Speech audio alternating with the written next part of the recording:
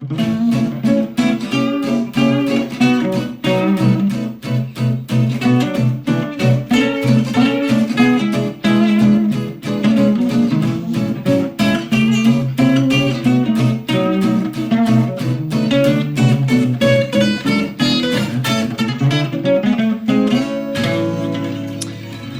episode, I'm going to be talking to Luke Jackson. Hi, Luke. Hey, how's it going? Good. Thanks for being on. It's good. Hey, pleasure. So, traditional first question. What do you do? I'm a musician. I'm a singer-songwriter, and I've just come off of a pretty manic tour, which in normal times is what I do. I tour up and down and around the UK. I've been fortunate enough to have done a lot of touring in Europe, and I've just started touring out in the States, which has been incredible. So just a touring artist, really. It feels like my year, which is amazing. I get to go to a lot of places and play to a lot of great people. And it's been good. It's been good getting back to it, of course, for obvious reasons. I've been stuck in one place for a little bit too long for the last 20 odd months. Yeah. And it feels like catching up on lost time now, which is nice. Great.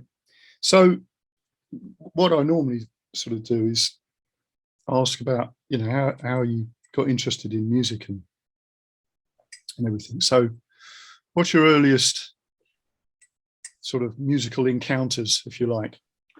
I think I was always interested in music, even before I had any aspirations to pick up a guitar or had even thought I was capable of doing it myself. There was always music played in my house. Over breakfast, getting ready for school, my dad would always have records on. It would be like old Beatles records, blues records, folk records like the Fairport Convention guys like Richard Thompson, a lot of American music. And I was always a sucker for story songs. I always remember really kind of honing in on the lyrics and being captivated by that. My dad was always a closet guitar player. He'd always play in the front room, never go out and gig, never really do it in front of anyone, but just played for himself. And one day I was listening to him play and watching him and thought, I want to give that a go. And I think I was probably 10 or 11 years old, and it felt natural. I picked up the guitar and it felt, it didn't feel foreign. It felt like it made sense, and I enjoyed it. So I started getting some lessons, and at that age, I think the first thing I wanted to do was go to the electric guitar and learn how to shred. And pretty soon realized that to be able to do that, you have to sit and do hours and hours of scales. And at that age, I didn't have the patience for it. No. I thought, sod that, I'll give that a miss. Yeah. And so I remember really clearly when I started playing guitar, when I realized that I could hold a tune and started singing, I don't know. It kind of felt like it came hand in hand. Right. But I remember really, really clearly making that decision to learn the guitar. Whereas I don't remember. So what age is that when you sort of started to realize you could sing and play and you could hold a tune? I remember the first time I ever performed in front of anyone was in my year 6 leavers assembly at primary school. So I would have been 11 years old. And I remember I did House of the Rising Sun, and I did a Nirvana song off of their acoustic live album. I can't remember which one it was. And I guess at that age, so at 11 years old, I had learned someone's song. I don't know whether I was writing my own stuff by then, but I'd learned someone else's song to play and sing by that point. And before I knew it, I was going out and doing open mic nights in local places and sneaking into pubs when I was far too young and shouldn't have been allowed in there. And was just doing that for a long time. And then started getting on like session nights and going a bit further afield. I'm from Canterbury, which is in Kent. And I would then go further afield and do some London showcase nights and started writing my own stuff. And I think it kind of just snowballed from there, really. Yeah, there's an interesting thing with this because, obviously I like to sort of pick people's brains on that, or their sort of why they started. And you've actually said a couple of things that are quite common within this thing of, you know, when you pick the instrument up, it felt familiar or it felt safe. Yeah. Or it's, yeah. Yeah. That is something that seems to be something that goes with the territory of whatever instrument people play. It's almost like they know it somehow, you know, on some sort of level. It's not unfamiliar. Yeah. Yeah. I remember when I was younger, I was like every other kid playing football and was doing Sunday league, and it reached a point where just my interest of it was just depleting quickly, and it was more like a burden than a joy to go and play football in the freezing cold or in the rain. And I realized I was falling behind as well. People were getting better, or people were packing it in, and I was at an age where I didn't feel like it was natural. And then as soon as I went and picked up an instrument, it was like, this is what I think I always wanted to feel like playing football. Yeah. But I didn't, and I do with this. Yeah. So that just took it over. And I had friends around the same time as me that we went to go and have guitar lessons together. And there was the difference between I would go home and carry on playing. I would go home and anything I'd learned in that lesson, I would then spend all week playing, come back a week later and would have either kind of got the hack of it or moved on to something else. Whereas I had certain peers that would come back and not have even picked up their guitar since the week before. There is something in that, you know, of that thing, like this, that sort of switch that flicks somewhere in your head, and then it's like, no, this is me, this is what I do. And sometimes it doesn't happen straight away. Sometimes people do things and it doesn't, and then something happens and it's but the other thing I thought was interesting was you were saying about the music that you were surrounded by, you know. You mentioned the Beatles and also the fact, you know, Richard Thompson and some quite, you know, quite a diversity of music. Yeah. And also seeing somebody play as if that was just something that's normal. Yeah.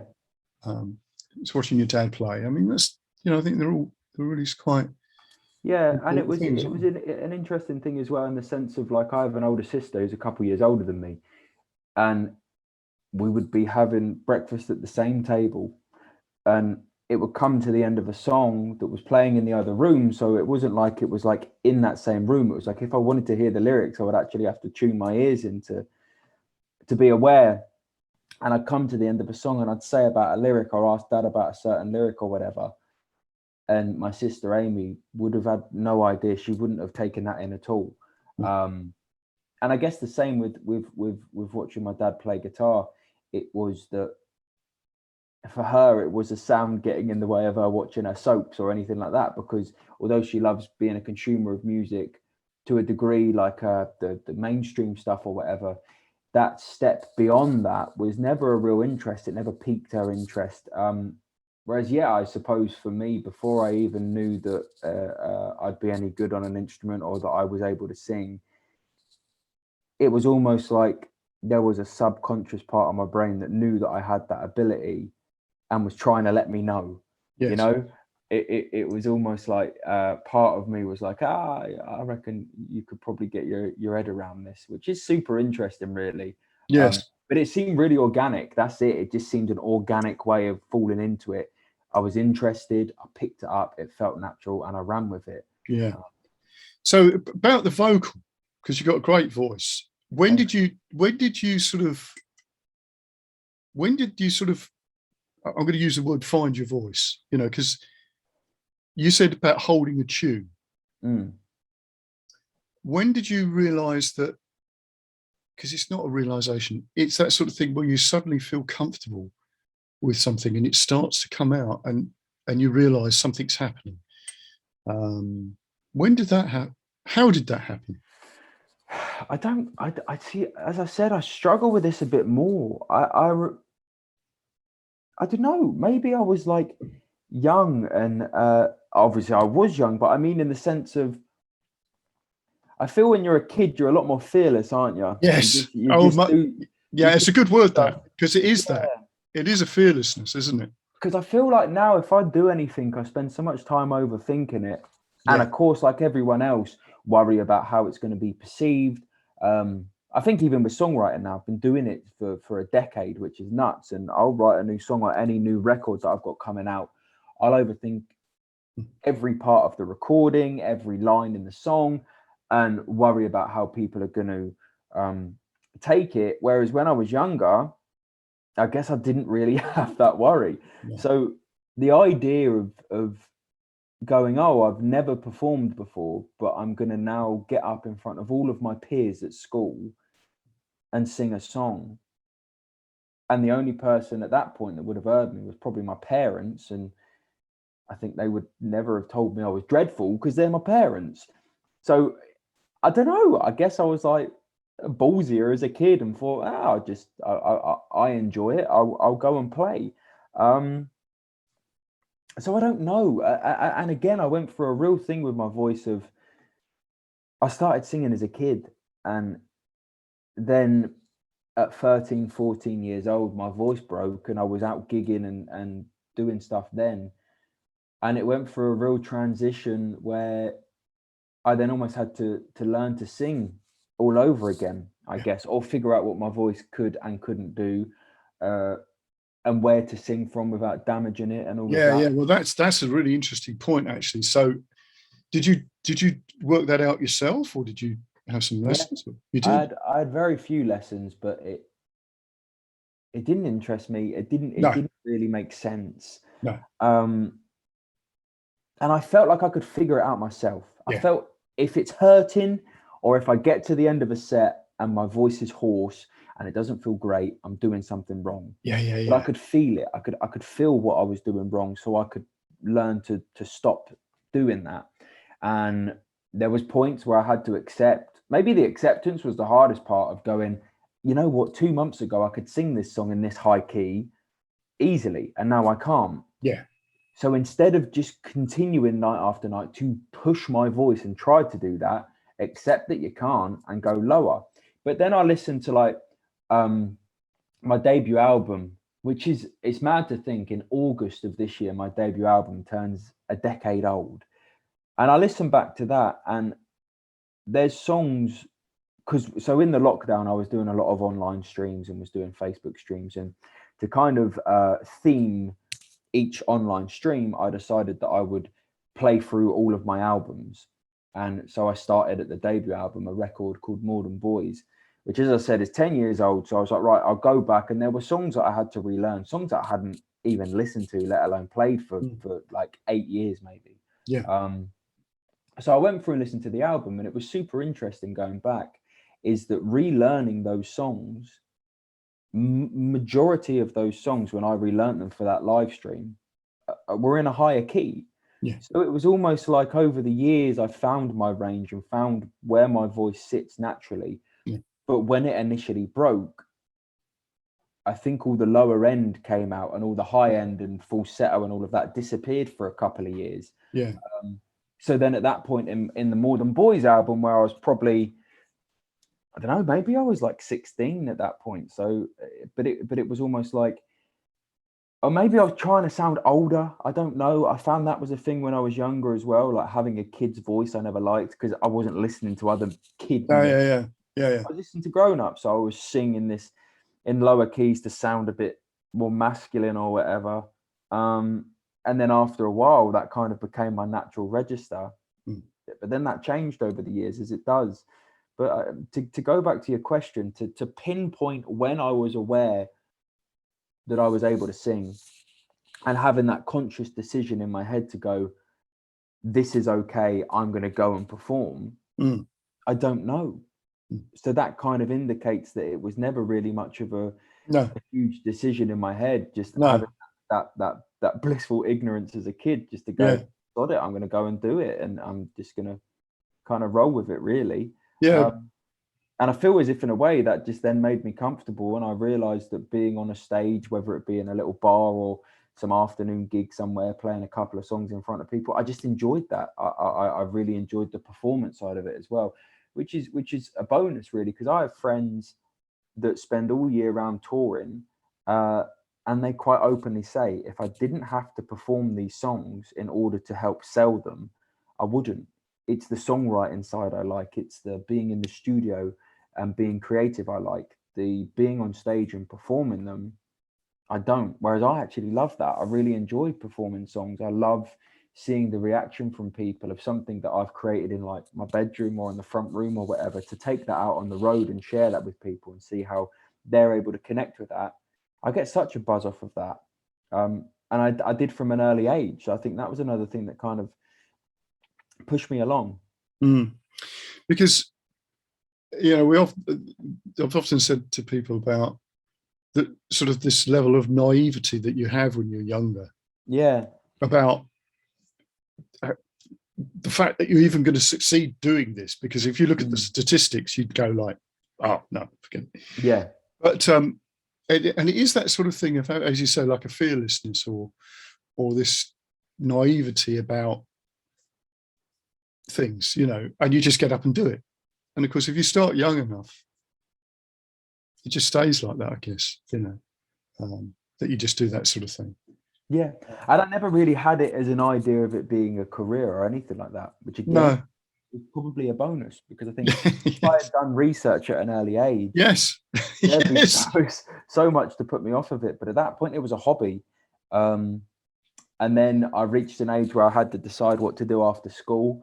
And I was like, I'll go to college and do music there. And that was just, again, because I wasn't really good at anything else. I didn't have any interest in anything else. And my dad was and still is just incredibly supportive of me and music, because he loves music, and was like, yeah, go to Canterbury College and study music for 2 years, see what you can pick up. And throughout that, I was still going out and gigging, probably not getting paid for any of it. It certainly wasn't a job. It wasn't like I was working in a retail job during college. So I was going college 3 days a week, working in a retail job 3 days a week, and gigging whenever I had a spare moment. And then I was coming up to the end of college. So I would have like just been approaching 18. And I had done a gig opening for an artist called Martyn Joseph, who's a great touring musician, a Welsh singer-songwriter who's been doing it for years now. And I opened for him, and him and his management ended up approaching me and coming up and saying, we'll sign you to our label and we'll record your first record and stick you on tour with Martyn for 2 months. And that happened to work out perfectly. I was finishing college in June, July time, and this tour took me on the road in August. So at that point, I was going, oh, do I go to university? Of course, it was just when the university fees had gone through the roof. Yeah. And I was also aware at that point, after studying for 2 years, that I didn't particularly like studying music. I enjoyed playing music. I enjoyed living and breathing music. I didn't want to sit and write an essay about music. I wanted to sit and write a song, or I wanted to sit and consume music. I didn't want to write about it. So there was part of that educational system. Although I loved it, and like my trio that I play with a lot, I met at college. My best friend, who's been my best friend for 11 years now, I met at college. It was a great course in that sense of thing. Being able for the first time to actually perform with other musicians, because I'd only ever just played solo. So then all of a sudden there was a room full of people, from going to a school where I was the odd one out. No one else was interested in music. It was all football. It was all, that kind of stuff that kids love. No one was interested in music at my school. Then suddenly being in a room full of people that had the same passion, that was great. But the actual course itself, like the syllabus of the course, I just didn't really enjoy. So I was really kind of hesitant to go to university and pay a fortune to do something I didn't really like. Yeah. But then I was thinking, well, if I don't do that, I don't know what I'm going to do. I just carry on working in retail or whatever. But then this opportunity came up, a 2-month tour over, God, like nearly 40 shows, I think it was, plus up and down the UK. And they said they'd record an album.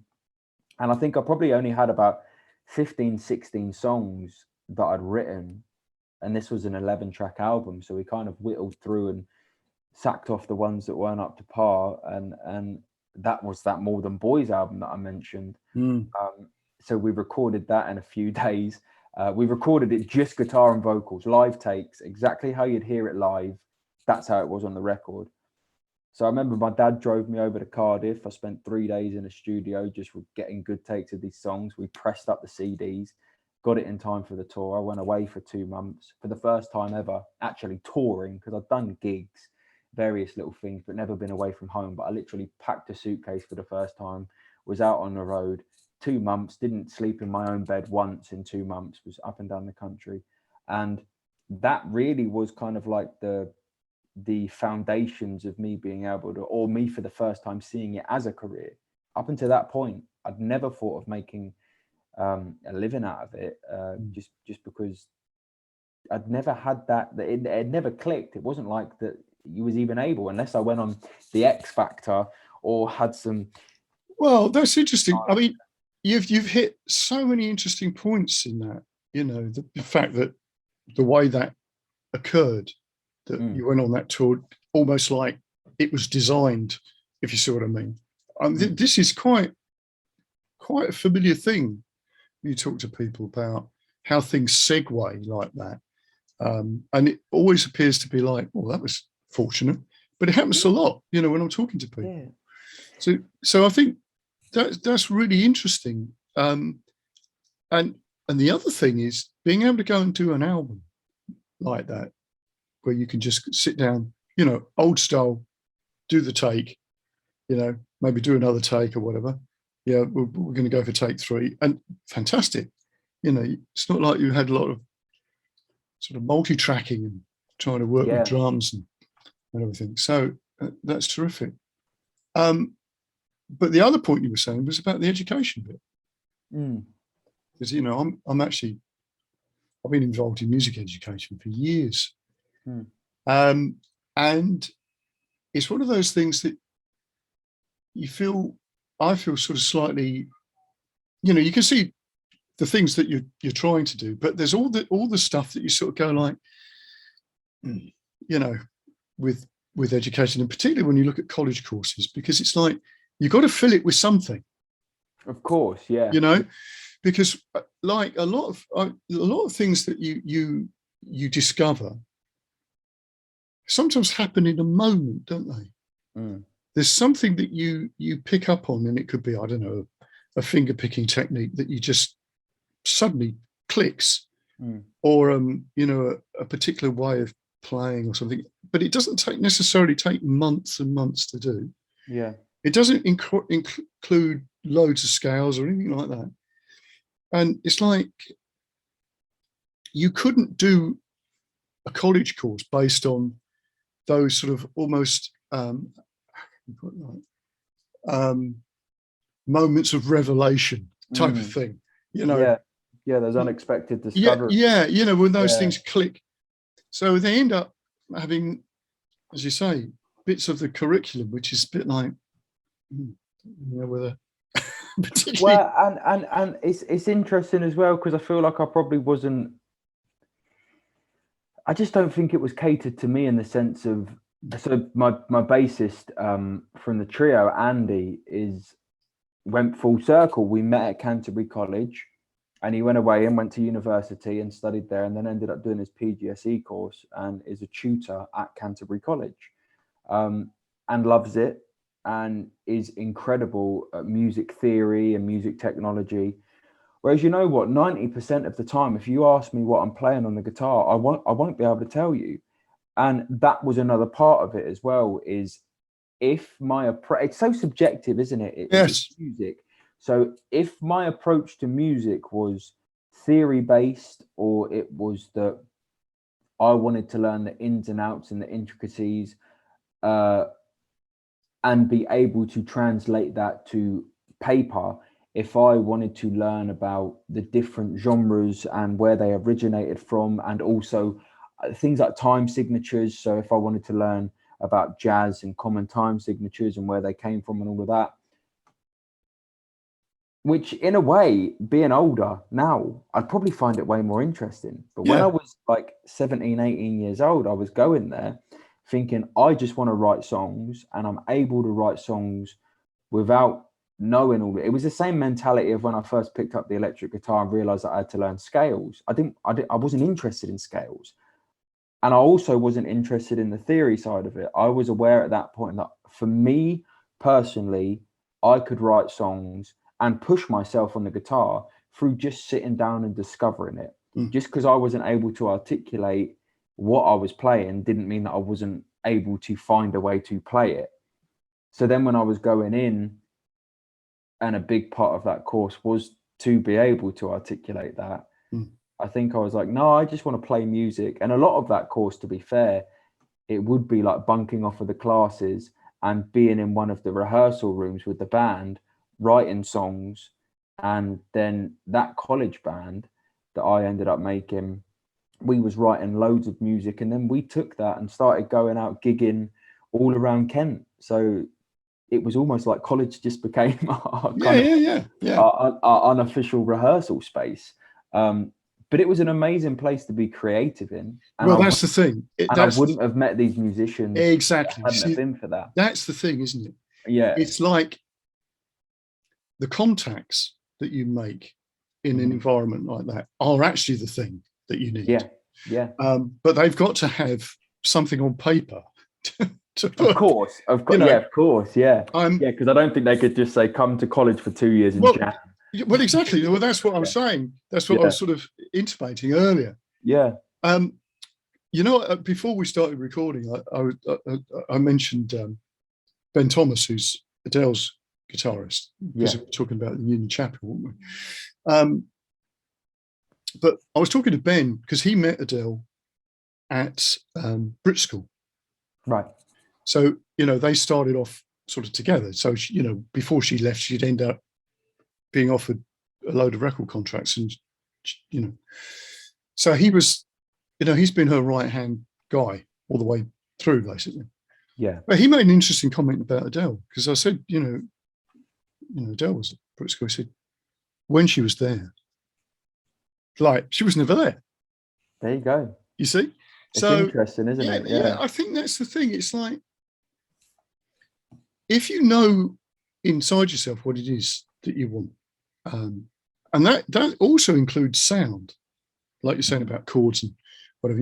You find a chord, just as long as you know what it is, it's fine, isn't it? In your own mind, if you know what it is, then that's okay. Yeah. It's only when you're trying to tell somebody else.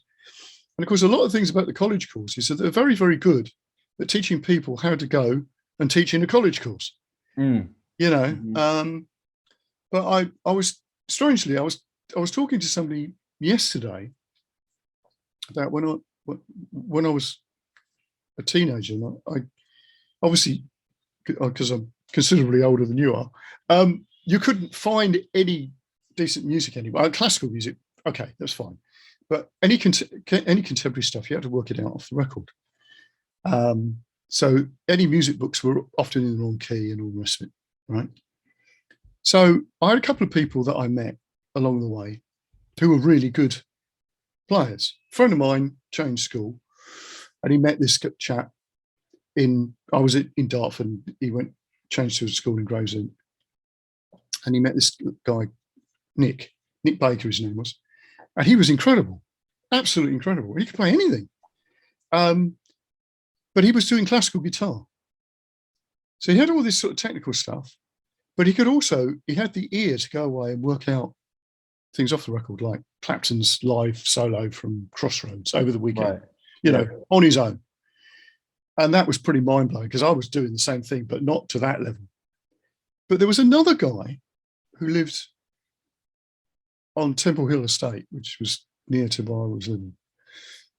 And this guy, you only used to see him every now and again, because he used to go hitchhiking around Europe, and Tony Murphy's name was. And he'd get together and have a jam, and this guy would come in, sit down and play, and it was like, oh my God, he played this track by George Benson, right? This jazz track. And I said to him, what's that chord you're playing in? And he went, don't know. He said, it's just what it was on the record. And I went, you managed to work that out off the record, because it was some sort of jazz chord. He went, Yeah. Like, didn't know what it was. It's just, you know, I thought it looked, I recognized what it was, you know, but everything was by ear. So, and he didn't know anything. He didn't know any scales or anything, but he could play them, but he had to hear them. Mm. So that sort of level of playing, which has no, I'm playing a, you know, a so-and-so mode or such and such a chord. There was a lot of that early on. And of course, now we almost sort of codified it. We know what those things are. Mm. But I think it's changing the nature of how things are happening now. So if you're writing songs like you are, I'm assuming you hear a sound, you get an idea for a song, and it starts to sort of develop in your head, and you hear ideas and mess around with them. It's very different from what people would do if they come in with the idea of how to write a pop song. Yeah, I think so. It's interesting. Again, of course, it's when people ask you, how do you write a song? It's so subjective. There's no rhyme or reason to it. Every time it's different. There's no formula. No. But it is super interesting. And I think, like, for me, as far as modes go and your scales go, I don't know any of them. I know if I'm in standard tuning, I know most of my chords then. I know what key things are in. But I do so much in open tunings. I'd be able to tell you, well, I'm in open D here, I'm in open G here, I'm in dadgad here. The capo's on the 5th fret, so whatever this would be, blah, blah, blah. And what's great is both my drummer, Elliot, who also plays every instrument you ever give to him, and Andy, who I mentioned earlier, their theory is incredible. So that's good as well, because it's not like I'm then going in and playing stuff to guys that then have to work it out by ear themselves, and I'm unable to kind of explain to them what it is. Their ears are incredible. They can listen to something whilst I'm playing it with my back turned to them and immediately just pick it up. Yeah. But they can also see what I'm doing. Yeah. Make sense of it. Yeah. Which is super helpful. Yeah, it is. It's the communication thing. Obviously, once you know something, you know what something is in a, you know, what the framework of the key or whatever. But as you say, if you're playing in other tunings, this is something obviously guitarists are familiar with, but not many other musicians are, because you don't suddenly have all the notes appear in another place, do you? Of course, yeah. Not on the piano, you know. Okay. Yeah. Yeah. That's not middle C anymore. What's that? Yeah. And that in itself is quite an interesting thing on guitar, isn't it? The fact that you can just change the tuning, and that gives you another completely different inroad to musical ideas. Well, I was talking about this. I can't remember who I was talking to about, but I was having a similar conversation. I was speaking about this just the other day, about with my first couple of albums, all of the songs were in standard tuning, and they were very like folk influenced, not really traditional folk per se, but I mean the approach of them they were modern folk or whatever. And I then remember discovering dadgad, that open tuning, and I then found a way to be able to play blues, really, or more bluesy influenced stuff in that blues minor kind of key. And I'd heard that kind of music and always loved it, but didn't quite know how to make it work for me. And then as soon as I found dadgad, I was like, I can get like really cool blues chords here, open chords. It sounds just fat and full, and these kind of songs work. So then there was suddenly a record that still had that folk influence naturally, because I was still listening to a lot of that music, so it rubs off in its subconscious way. But then I was able to kind of do the same with the blues stuff. That then rubbed off naturally, and I knew how to kind of transcribe that onto the guitar and make sense of it. And that was all because I went to a different tuning. It's even sometimes like when you go around friends' houses or you hanging with other musicians and you pick up their guitar. Yes. Even Yes. picking up someone else's guitar, your hands go to different places. It could be in a tuning that you're not aware of, and it could be a tuning that you're way familiar with. It could be that it's in a tuning that you've got loads of songs in, but you wasn't expecting it to be in that tuning. So whilst you're figuring out, well, what tune is this in or whatever, you stumble upon something and go, that's nice. Well, this is nice. That's nice. It's almost just picking up someone else's guitar it introduces different sounds. So tunings is huge in that way. Yeah. I've been having conversations with friends that say, oh, I've discovered this tuning where you tune this to this and tune this to this, and they'll give you like one shape, and then you go, okay, that's my route. That's where I'm going to start. Let me figure out where my hands can go from here. And it just brings a whole new life. It's like I ended up in lockdown learning a Richard Thompson song, Vincent Black Lightning, and it's this beautiful tuning where it's standard, but he tunes the A string down to a G and then the E string down to a C. So it just has this big low end, rich, beautiful sound. And I fell in love with it and ended up writing a bunch of songs. Oh, that's interesting. That's interesting. It opens stuff up. Yeah. Yeah. I tell you, somebody who was really, really good for doing stuff like that was Joni Mitchell. Yeah. Oh, yeah. Yeah. Because it's like amazing tunings. Yeah, because it's almost like she's coming at it again as an artist. Yeah. I've always been fascinated when you get somebody who's great at something else as well as being, one of the great songwriters of all time. But she's also a great artist. Yeah. And sometimes that way of looking at music from almost like from sort of left field, if you like, it's like, well, I'm just using different materials, so what does that give me? But there's certain things. I'm sure there was a case where she'd forgotten the tuning for one particular song. It took her ages to work out what it was again, but it's sort of a clever. Obviously, there was a way that developed because obviously, again, she was a folk singer and guitar player, and everything would have been fairly standard tuning. But then you get to this sort of thing where she's in A or something, and then it becomes even more and more remote. I think that's a fascinating thing. And as you say, again, different instruments, different guitars give you different songs, Yeah.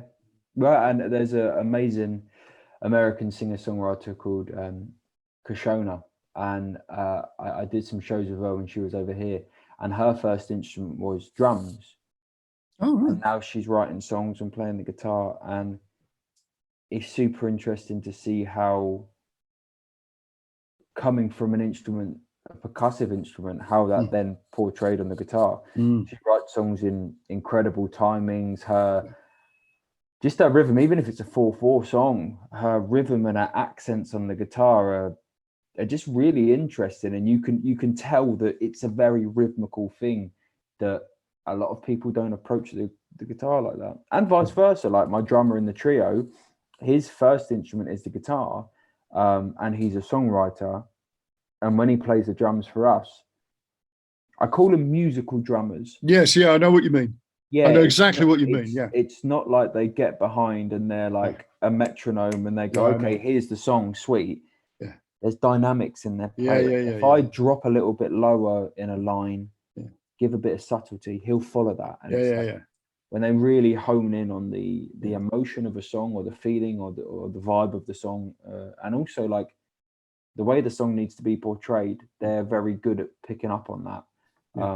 And I don't know whether that's just because, whether that comes from just being a good musician as a drummer, or whether that's, but again, because with the guitar, you do that so much. With songwriting, certain lines need to be portrayed more to get the story across or whatever, or to add to that emotion, add to that feeling. So then when he's aware of that, it just kind of, just adds to all of it, doesn't it? Yeah, it does. But it's It does. interesting how people approach their instrument. I think that's okay. We often joke about drummers. Yeah, okay, but there is such a thing as a musical drummer. Yeah. But there's also the fact that there is a problem with guitarists not being musicians.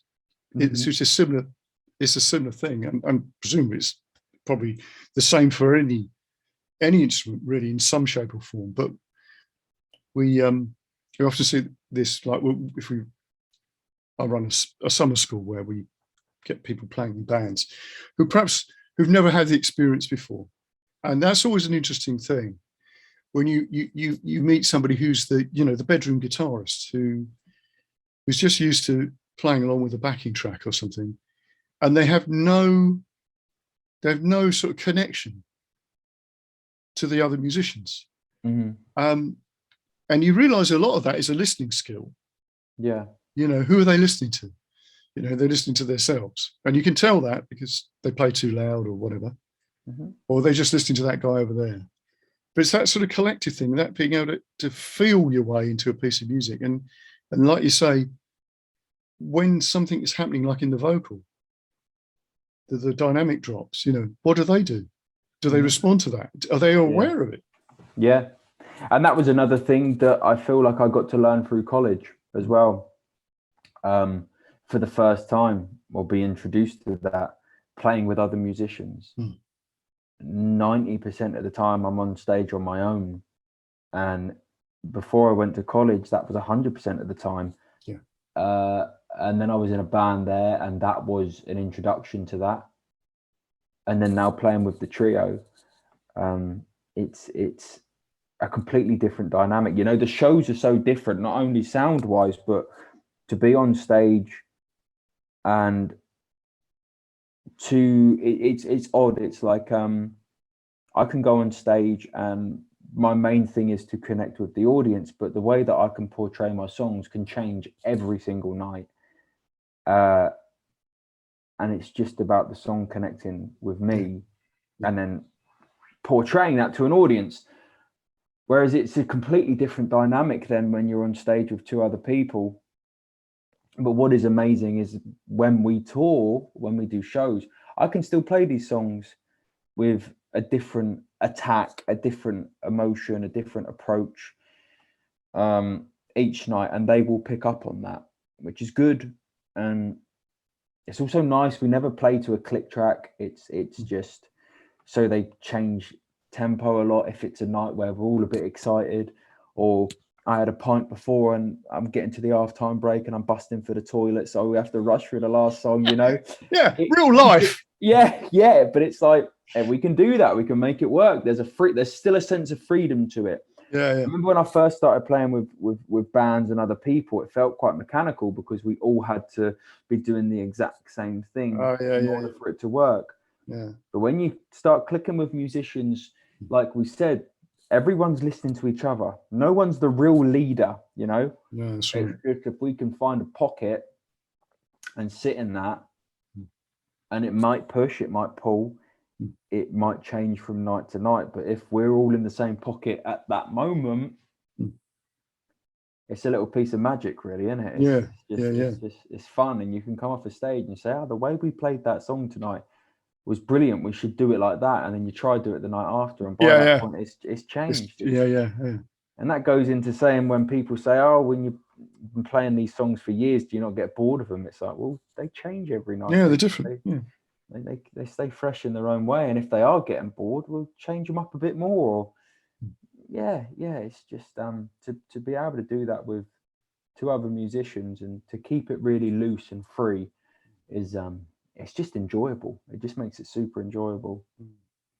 So after you did that tour, then that first tour, did you obviously get stuff off the back end of that? Yeah. So that was like the introduction into this kind of folk Americana roots circuit that I'm still doing now. And I was introduced to a lot of people through that first tour. and contacts, and of course Martyn Joseph, who I mentioned was the guy I was opening for, had his own independent label that I ended up getting signed to, which meant that I got a booking agent as well. So that was amazing for the first time to have someone else be getting shows, because up to that point it was me and my dad on MySpace at that point. Pinging off messages pinging off messages to any music pub or any kind of night that would have me. But at that point it was then kind of that next step up, going into small venues, playing headline shows, and then that kind of came into ticketed shows, and then that grew in numbers over the years of doing it, and just a snowball effect. It was a really organic snowball effect, and I guess it still is. It's the same thing as every year something new comes along. There's new contacts, there's new places. Having Europe to go out there's like a really nice one to be able to build on out there. And with America as well, like I'm going over in May. I'm going over to Canada at the end of April. I'm flying from Canada over to America, and going out there and building an audience out there is fantastic as well. So it's got a really organic feel to it of going out and touring and meeting new people, and it's word of mouth in a way, I suppose. It's word of mouth, going out, playing shows and hoping that they enjoy it. And then when you go back the time after, they've told their pals. So it's just an organic growth. Yeah, good. Are you doing this on your own? Just solo? Yeah, the American stuff, and with the European stuff, I did a lot with the boys. But now with everything going on, it kind of is making more sense just to go out and do it solo. But we got some festivals and stuff this year. We got a few shows, which is good. But a lot of the stuff this year is just solo stuff, I think, coming out of all this malarkey that we've just Well, this thing is, you're flexible enough, aren't you, to do that? That's it. And it's interesting that it's really sort of, it sort of plays into that thing of the solo artist, to be able to, because you've got much more flexibility to be able to go and play in places that don't normally have people playing.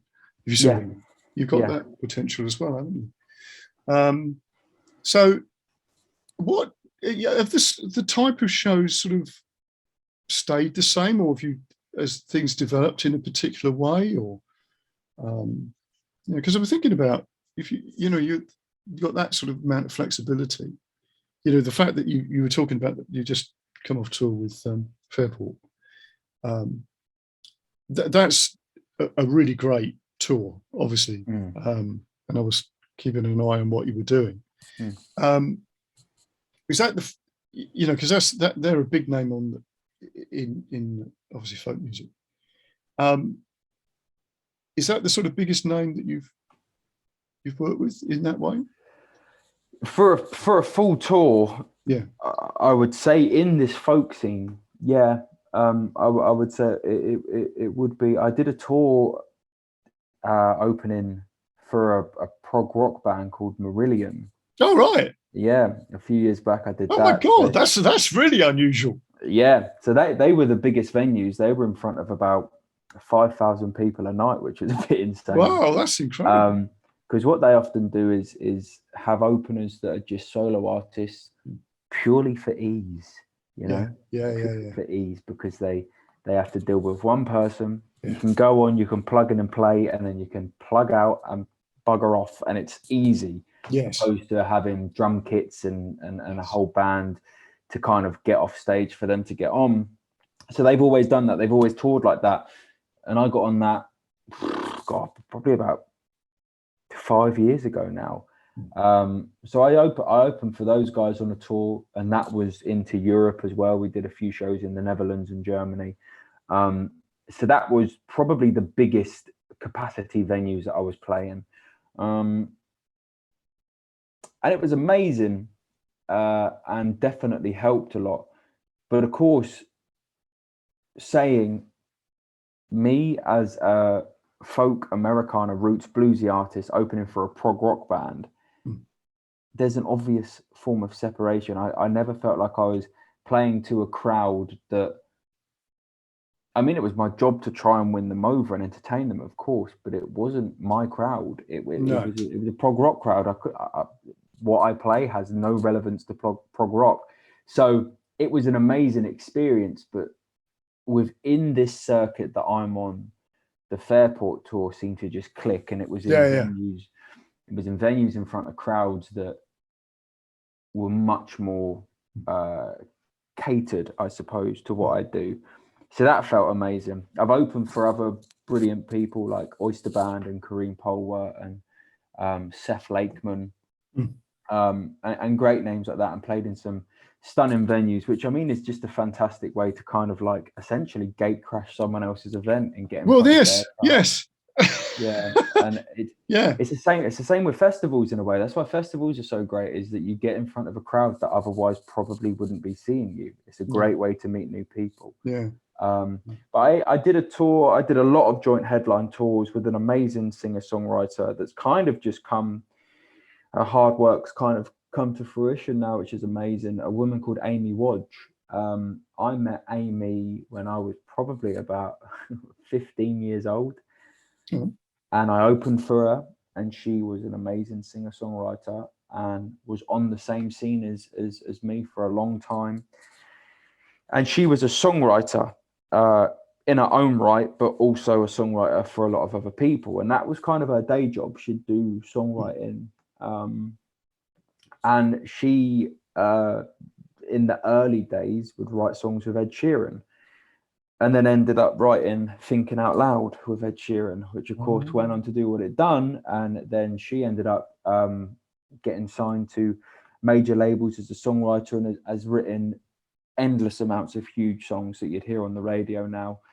And then also recently, there was a series called Keeping Faith, and she was asked to write the soundtrack for that. So that was all of her own songs with her writing and performing on it.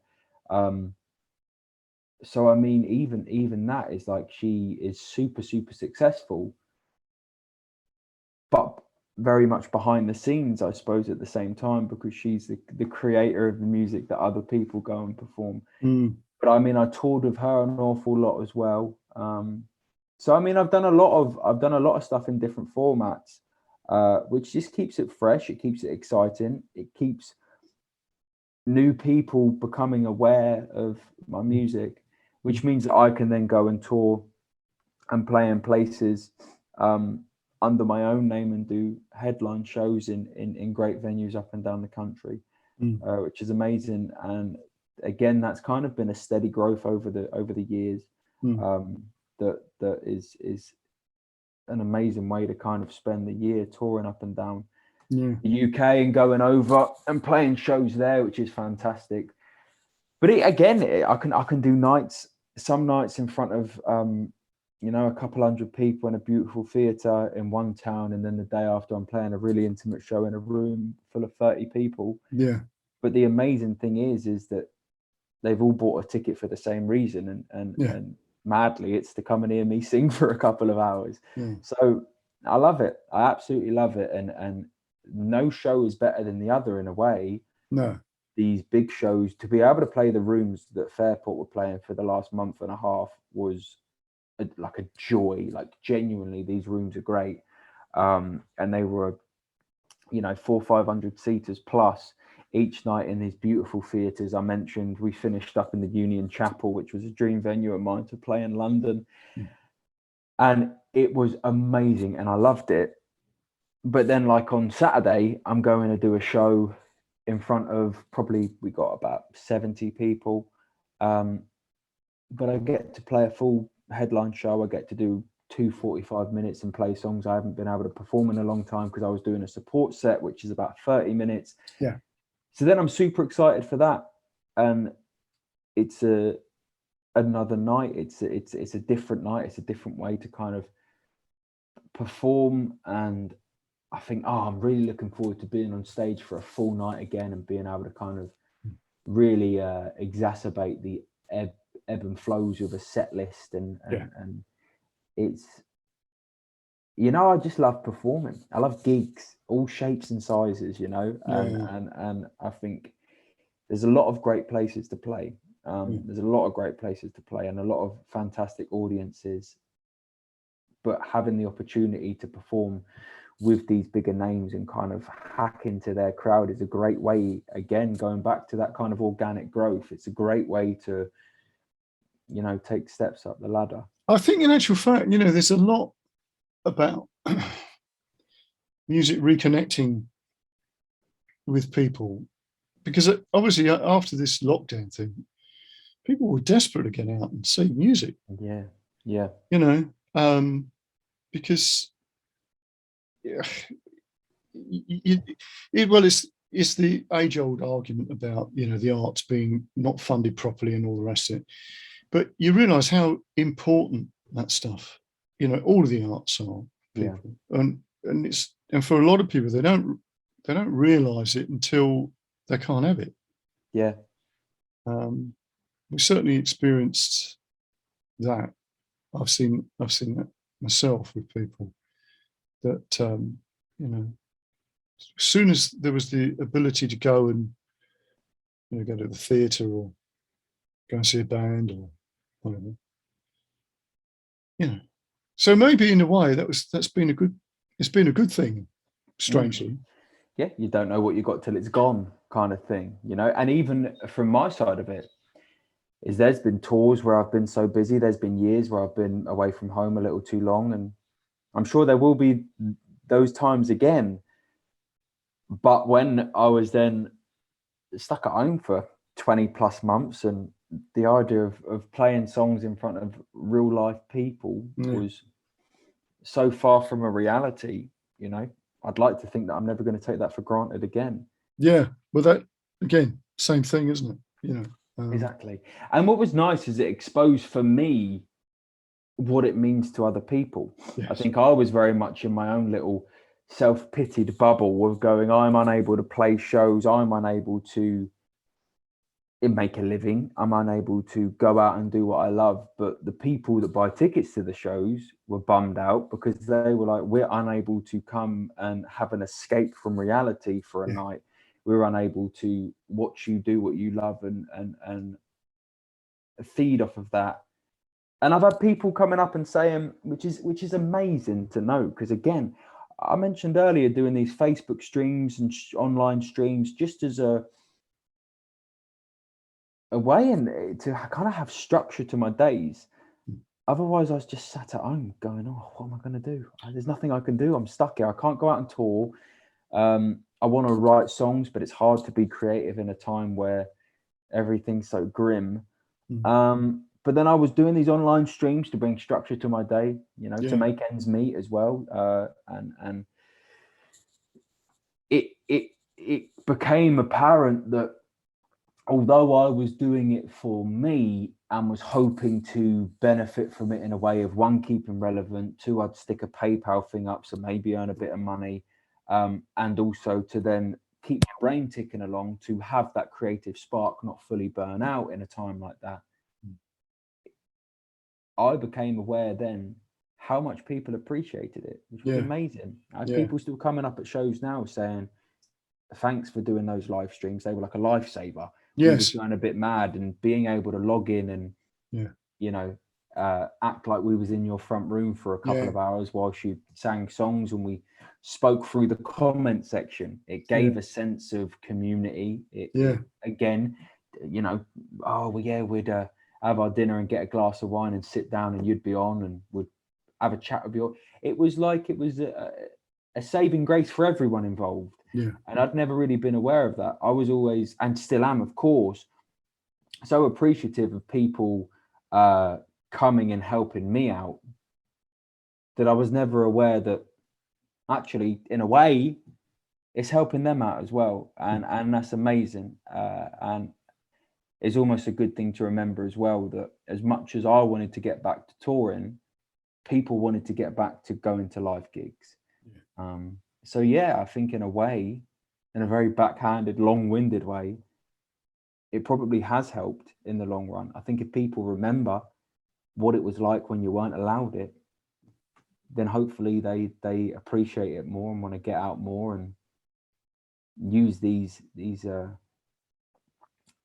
I guess, facilities, use these events, and use these things that are on their doorstep or are now accessible again, and appreciate that. Yeah, it's brilliant. Well, mate, that's been a lovely chat. So yeah, no, thank you. I'll put your details in the show notes so that people can find out about your work and everything. And yeah, so what gigs have you got coming up in the next month? So this weekend, Saturday, I've got a show in Southall at a place called the Hot Barn. Sunday, I'm in Birmingham, a beautiful little venue called the Kitchen Garden Cafe. Then I've got a couple of shows at the end of the month, closer to my way, which are both sold out, which is cool. And then in April, it's Canada and America. Come back off of that, I have a few festivals, and then I've got tours in Europe and Scotland, and it's busy. It's a busy year. It's Good. a busy year. Yeah. Good It's stuff. catching up on lost time, which is nice. That's good. Well, thanks ever so much, Luke. Yeah, It's been it's a brilliant, pleasure. mate. Yeah. Thank you. And and all the very best. Thanks so much. See you soon. So big thanks to Luke. Contacts details are on the show notes as usual. Obviously check out his work. He's got a fabulous voice, and he's doing some amazing gigs. Also on the show notes, I have my Patreon link. So if you want to learn how to play music, write songs, and all that crazy stuff, all the NLP things. Also, there's also a focus on things like exam preparation and all the sort of psychological trickery that you need to get around things like performance anxiety and stuff like that. I cover all of that. So just follow the links to Patreon, and there'll be some stuff on there, or just contact me directly. So until next time, I'll see you then.